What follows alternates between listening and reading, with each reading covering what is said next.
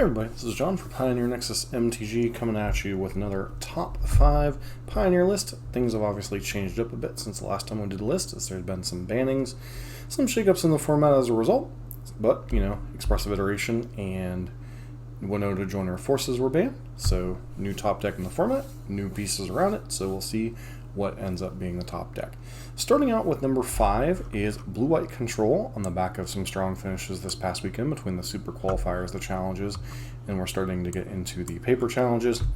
Blue-White is not particularly well positioned against the top deck of the format, although it does have some draws that can win, with plenty of counterspells and interaction for the top deck's payoffs. However, it does require you to basically have your draw line up perfectly against it. However, it is very good at attacking some of the other secondary decks that may be trying to position themselves against the top deck. So this is another case of one of the decks that it attacks the decks that attack the top deck while not necessarily playing against the top deck particularly well. So Blue-White Control, kind of a stalwart of Magic the Gathering. You play powerful Planeswalkers or card advantage spells, things like Teferi, Harrier of Dominaria, Memory Deluge, and pair it with interaction like Absorb, Dovin's Veto, and Censor to answer your opponent's threats on curve, and then use things like Fateful Absence and Supreme Verdict to clean up their creatures or whatever that might slip through the board. You play a bunch of different instant speed threats now, things like Shark Typhoon and the Wandering Emptor, giving the deck a closeout advantage that previously did not have in some instances prior to those cards. And overall, it's just a nice tight package with the blue-white mana base, not playing the third color. So, although the Esper and blue-black variants have started to show up. Sideboard, you're playing different threats for different matchups, you're playing additional counterspells, Ether Gust for the top decks in the format, Disdainful Stroke also. So it's an infinitely customizable deck that might be a little bit of a dog in the top deck in the format. Otherwise, this could potentially be further up the list as far as where this deck places in the Pioneer format. Number 4, off this weekend's solid performances and also bouncing back from the banning of Expressive Iteration fairly quickly. That is It Phoenix. This is one of the decks that gets to most leverage the Delve spells in the format, primarily Treasure Cruise and Temporal Trespass, and then pairs it with things like Thing in the Ice and Ledger Shredder, which both play well with decks that are trying to play a ton of spells. Then Arclight Phoenix is kind of the premier threat in the deck as far as, when you're casting a bunch of spells, getting your Phoenixes back from the graveyard incidentally, allows you to pressure your opponent when you're taking your extra turns or drawing a bunch of cards. Does struggle a little bit against decks with lots of exiling-based removal, like the aforementioned Blue-White Control. However, and can also struggle against red-black midrange if they happen to have their right mix of spells and graveyard interaction. Struggles a little bit against mono red because of Eidolon the Great Revel and the pressure on the life total. This deck can take a little bit of time to set up, but overall is one of the decks that can pressure the Green Devotion deck, although it's not the best at it. Thing in the Ice can certainly be problematic in that matchup, and then sneaking the extra turns can be a problem. That said, mono green unfortunately kind of has a counter to everything, which might be why it's a little bit further up the list. But, this is a deck that's on the rise again, and is very powerful. Has been a stalwart of the Pioneer format since its inception, and a deck that used to be very powerful in the Modern format before it lost one of its key pieces in that format as well. So for that reason, Arclight Phoenix is number 4 this week. Number 3, Rakdos Midrange, kind of the pile of good cards. The Jund-esque deck of the format. You're basically playing a bunch of powerful 3/4-drop creatures, and then pairing it with early interaction like Thoughtseize and Fatal Push. And then, you get to play different things around it. Some versions play Obnixilis, some versions play Sorin. You kind of get to customize your 4-drop slot.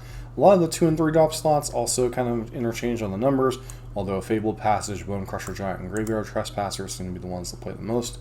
Dreadbore allows you to pretty much answer any creature or planeswalker, Fatal Push obviously being the most efficient removal spell in the format.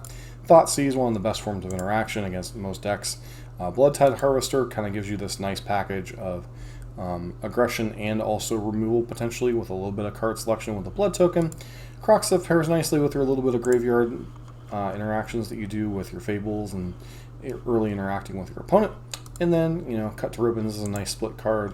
You get to play a bunch of man lands, which is one of the upsides of this deck over something like, combo deck like the different Greasefang decks, etc. or even the sacrifice decks that don't get to play quite as many interaction lands. Den of the Bugbear, Castle Locthwain, Hive of the Eye Tyrant, these all help in kind of the grindier matchups that you often find yourselves in. One of the things this deck struggles with is decks that go over the top of it, which there are three decks in particular that can go over the top of it. Blue-White Control, especially in Game 1. 5-color Niv, which hasn't seen a ton of play lately, but is a deck that can go over the top of it. And then Mono Green Devotion, which I'm starting to see a pattern here. But, it does also interact well with some of the decks that are trying to fight Mono Green, mainly Mono Red and Mono Blue. So, for that reason, this is a deck that is performing quite well in the format right now, as it's kind of a counter to the counter, so to speak. Number 2, basically the deck that you take when you're trying to go Mono Green hunting. This is Mono Blue Spirits. This is a deck that's based around playing cheap blue flyers, getting a Curious Obsession down, drawing some cards, and then countering your opponent's relevant spells, and then kind of tempoing them out before they get a chance to recover.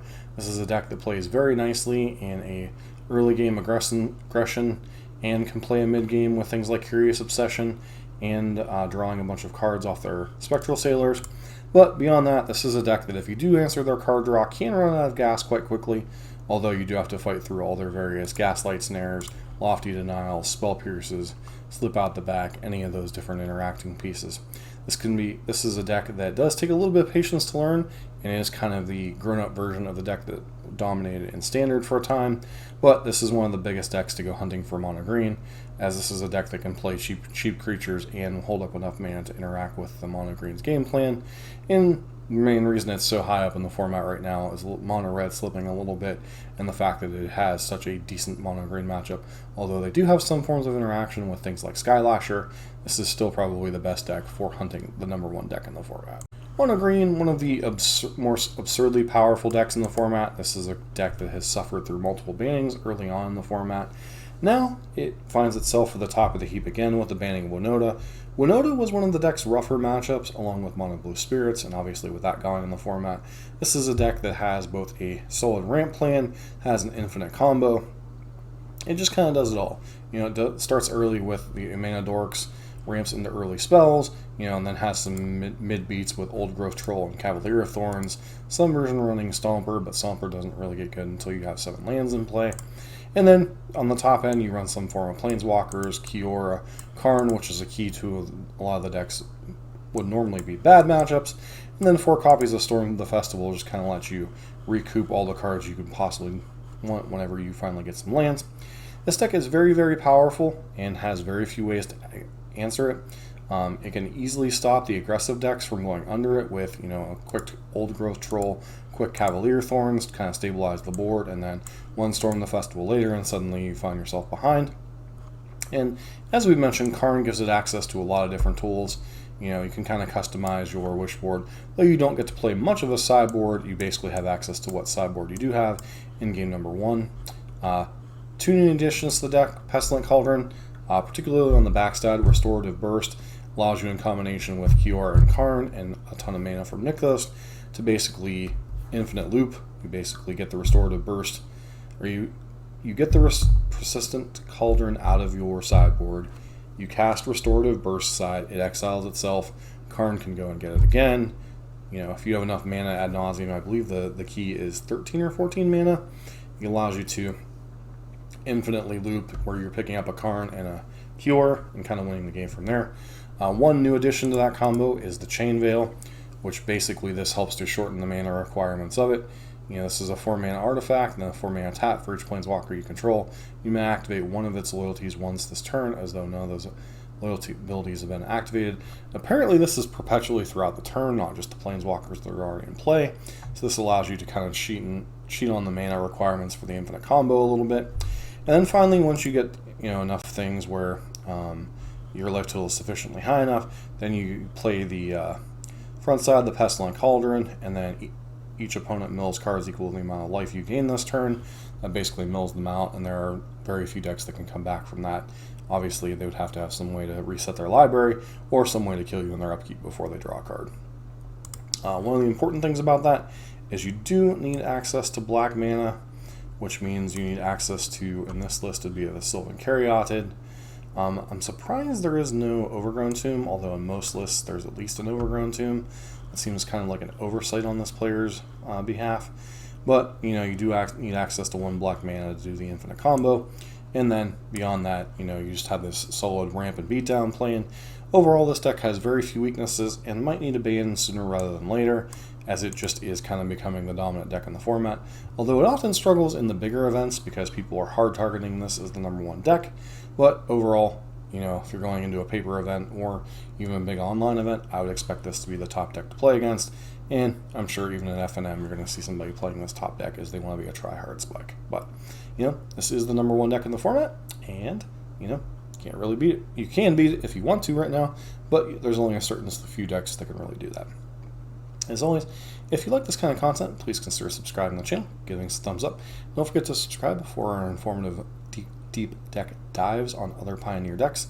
We've already done most of the decks that are in this top 5, so go ahead and check out those videos, although there might be a few new tools as we've kind of mentioned in this video, particularly the Chain Veil for this deck. But, you know, something to be aware of is these decks are always changing, and it's always good to check recent deck lists to see what is going on with things.